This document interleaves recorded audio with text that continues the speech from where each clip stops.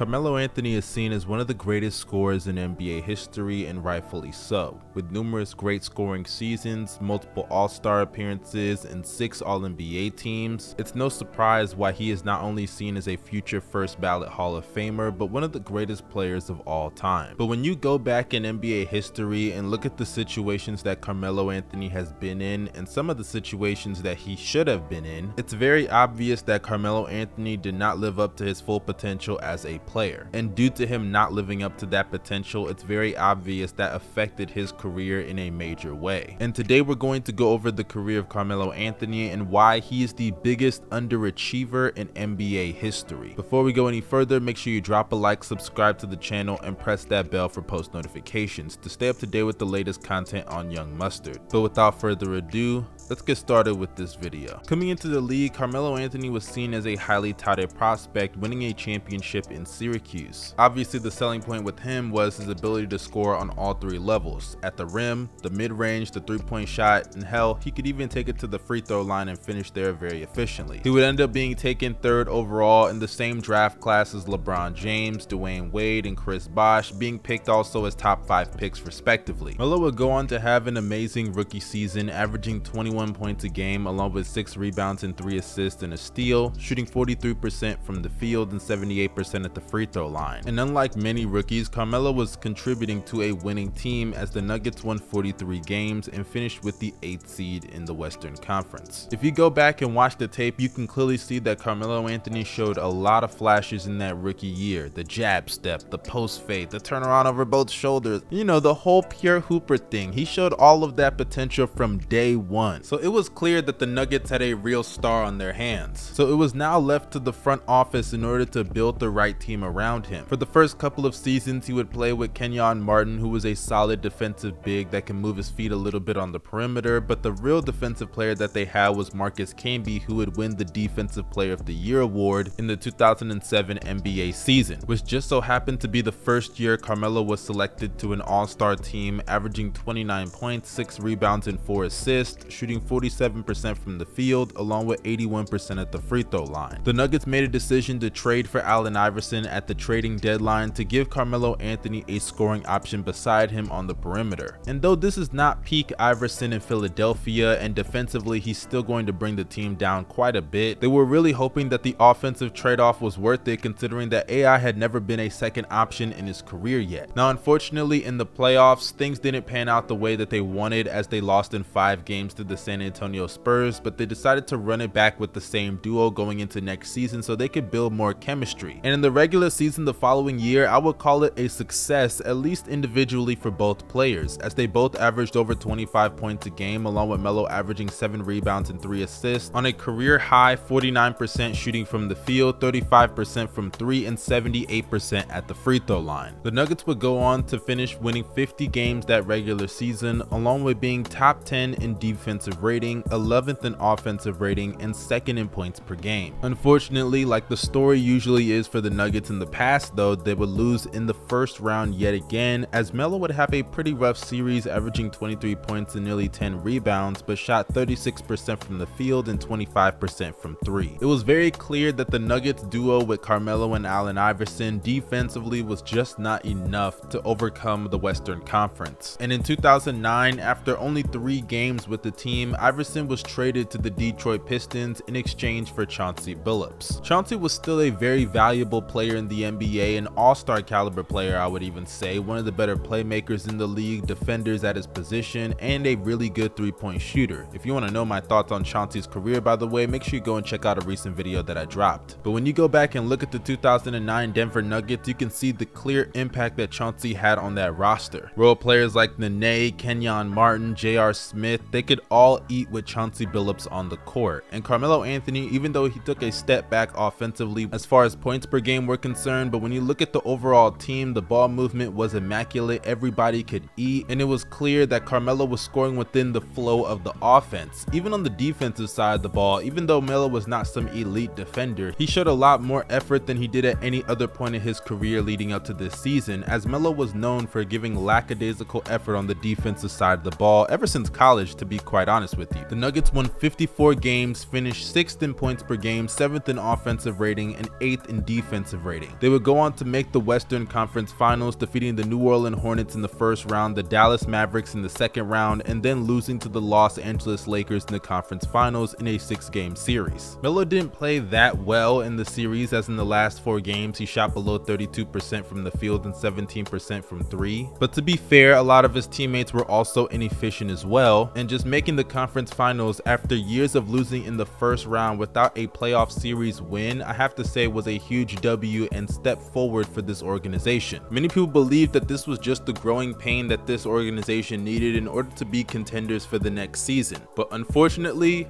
they were wrong. As though Carmelo had a great individual season, averaging 28 points a game and nearly 7 rebounds on 46% shooting from the field, they would go back to their old status quo, losing in the first round yet again, this time to the Utah Jazz. And the main reasons were due to inefficient performances from role players like J.R. Smith, some bad shooting games from Carmelo Anthony combined with horrible defensive effort from him as well. And to be quite honest with you, the Jazz just straight up dominated them in every single way possible. And though Melo had made an All-NBA second team for the first time in his career, the ending to the season was very disappointing for Carmelo Anthony. Throughout the entire offseason, there were numerous rumors and reports that Carmelo had demanded a trade from the Denver Nuggets after declining the contract extension that they offered him. The sources reported that Carmelo's preferred destination was the New York Knicks, and other teams like the Nets, Rockets, and Hawks were said to be interested. Initially, to start off the year, the Nuggets were not going to trade Carmelo Anthony. They said that Melo was an untouchable player and he was too good to be traded. And for a small market team, I can understand the unwillingness of trading Carmelo Anthony due to the fact that he was a great player and borderline superstar for them. And for a small market team like the Denver Nuggets, you don't get those kind of players coming around very often. The situation got pretty ugly as there were alleged threats from Melo saying he wasn't going to play for them until they traded him. And eventually, after months of speculation, rumors, just bad blood boiling between both sides, Carmelo was traded along with Chauncey Billups to the New York Knicks in a multiplayer team deal. So that would then conclude Carmelo Anthony's tenure with the Denver Nuggets. And as I look back at his time in Denver, I can truly say that Carmelo Anthony's flaws as a player were never fixed whatsoever coming into the league. To put it lightly, his defensive effort was inconsistent. He was a streaky scorer at times in the playoffs, which caused them to lose a lot in the first round. And because the Nuggets never put him in check, they allowed those flaws to continue to build up and build up and build up to the point that his head got so big and he was a selfish player. Chauncey himself put it best when he said this: scoring 30 meant too much to Melo. It meant too much because he could have games where he had 20, 22, we win the game and he's mad. He might have 36 and he's in there, you know, we lose the game and he's in there picking everybody up. Scoring 30 meant too much. So you would think now in New York, the place that he wanted to be, the team that gave up so much for him when they could have just got him in the off season, that Melo would finally show and fix a lot of those flaws. Well, no, he just built on what he was before, which was a great player, but never ever improved to being the impactful player he should have been. As in the 2012 season under head coach Mike D'Antoni, Melo was somewhat struggling in the offense and then got hurt, and then Linsanity happened. I won't spend too much time covering this as I have a video about how Carmelo Anthony ruined Linsanity, but to put things short, Melo wasn't happy that Jeremy Lin had the spotlight as an Asian kid from Harvard balling for the New York Knicks. It took away from his shine to the point that Melo demanded to be put back into the offense as the #1 option and given his post touches that slow everything down, because fuck what D'Antoni was doing, even though it got them some W's while Carmelo Anthony was out due to an injury. D'Antoni wasn't happy with the way that situation went, so he went up and left. The Knicks would finish the season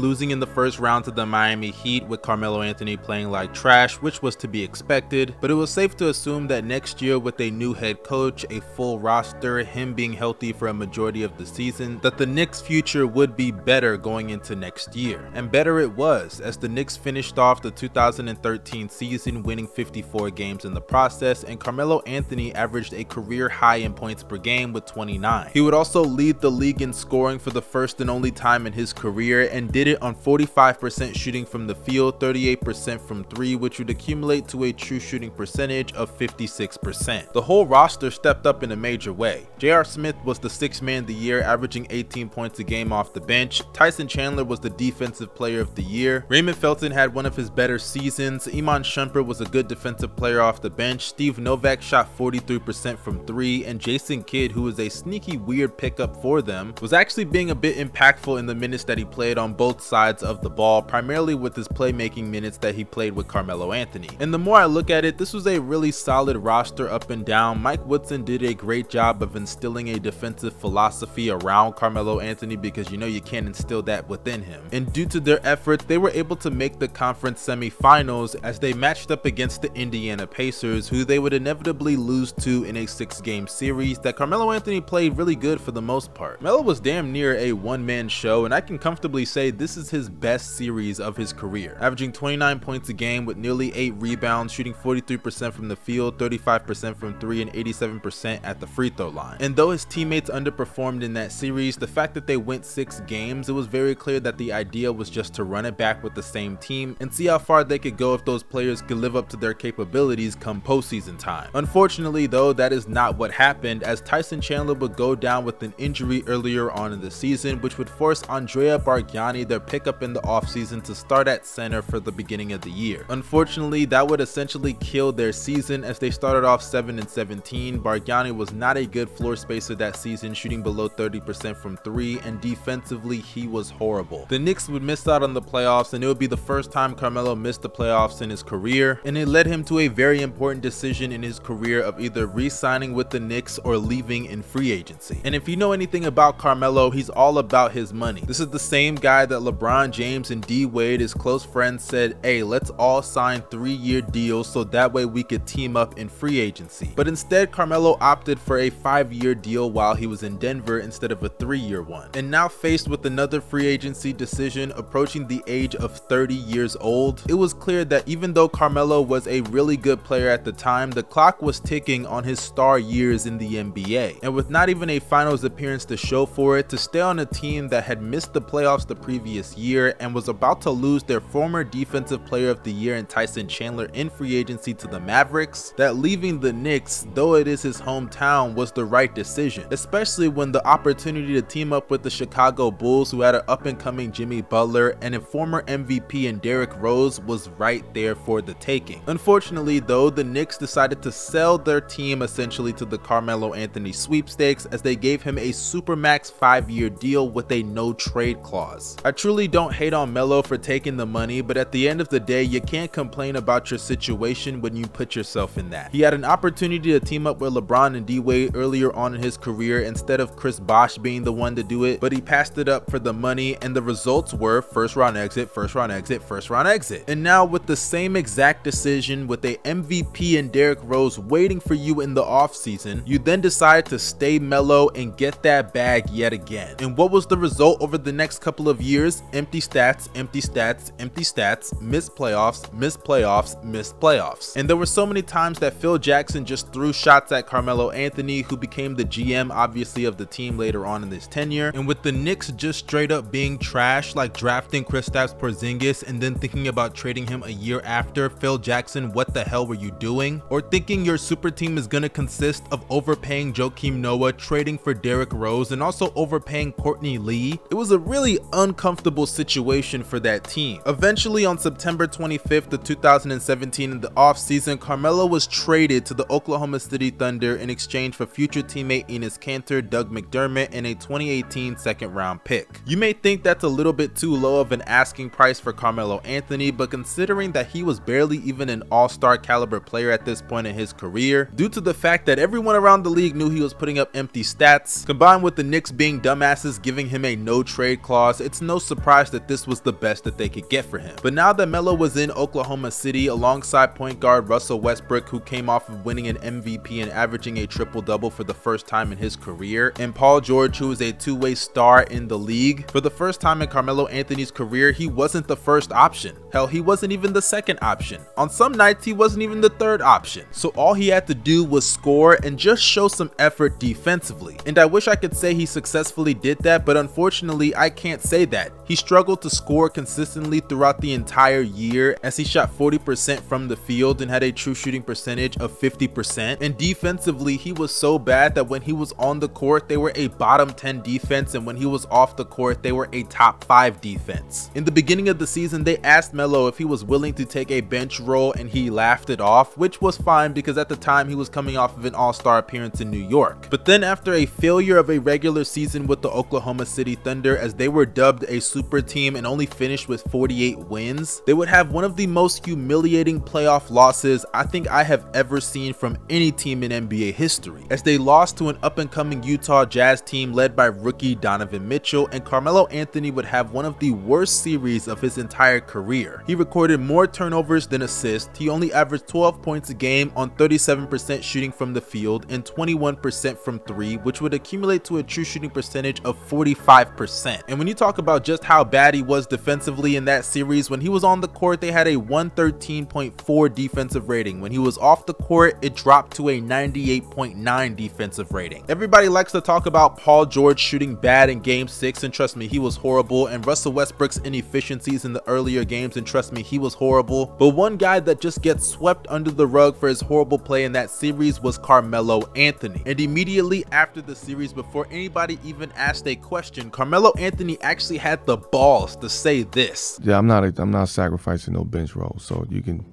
that's out the question. This was truly one of the worst comments that Carmelo Anthony has ever made in his career. This is a guy that came in the NBA the same time that Dwayne Wade and Chris Bosh, along with LeBron James being the first overall pick, came in the league as well. Chris Bosh was already out the league due to his blood clots. Dwayne Wade was already coming off of the bench, and LeBron James obviously was still LeBron. So outside of the one guy that's in GOAT contention, the other guys in your draft class, they're already either retired or coming off the bench. In the case of Dwayne Wade, he was still a more impactful player coming off the bench than you were as a starter that entire regular season and playoffs. And the fact that you are unwilling to sacrifice a bench role is insane to me. Who do you think you are? There is nothing that you are producing on the court that is worth starting, and this mentality was a big reason why the Oklahoma City Thunder moved him in the offseason in exchange for Dennis Schroeder, which led to a buyout with the team, and for a while he was a free agent just surveying his options, and trust me, there weren't very many. Melo would then go to Houston in a desperation move to try to save his career, and unfortunately it didn't work, because after 10 games of just being trash on both sides of the ball, former head coach Mike D'Antoni, who wasn't fond of Melo from his New York years, had enough of the bricks and horrible defense and decided to move on from him. Melo entered free agency and was unsigned for the remainder of the year. He would even go on First Take with Stephen A. Smith, who was a big advocate for Melo in the media, and I can't lie, this was a pretty sad interview to watch, not because Carmelo Anthony came off as pathetic or anything, but just hearing him talk about his situations in New York, Denver, and in Houston, it sounded like he really didn't understand why the league had turned their back on him and not signed him in the offseason. But eventually the next year, Carmelo would get picked up by the Portland Trail Blazers and was a productive role player off the bench with spacing for them. And then this past year he was with the Los Angeles Lakers, and yeah, let's just leave those role playing years to bed, because after this past year I genuinely think that Carmelo Anthony should retire. If not, he should just go and ride the bench of a contender and not play because he's unplayable in the playoffs, and just get a little easy free ring so you can say you're not ringless. And that's essentially it.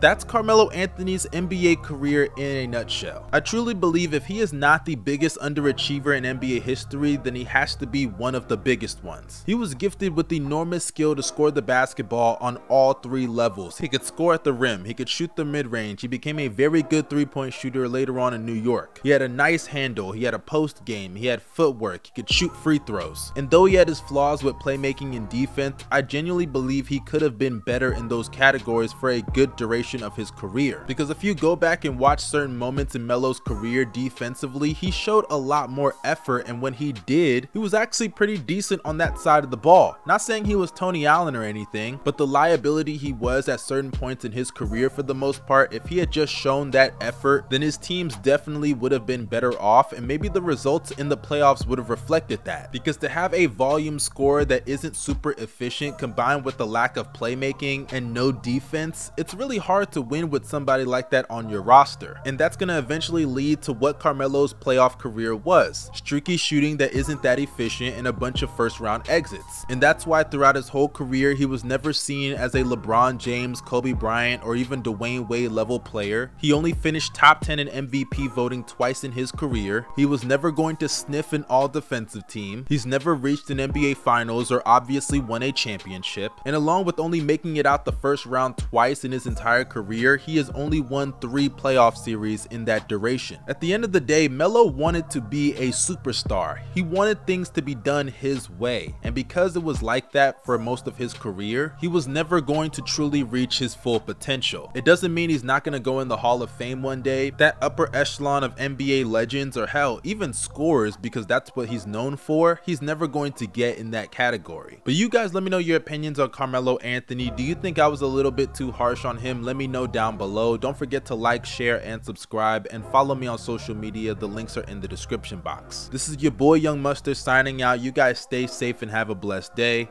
Peace.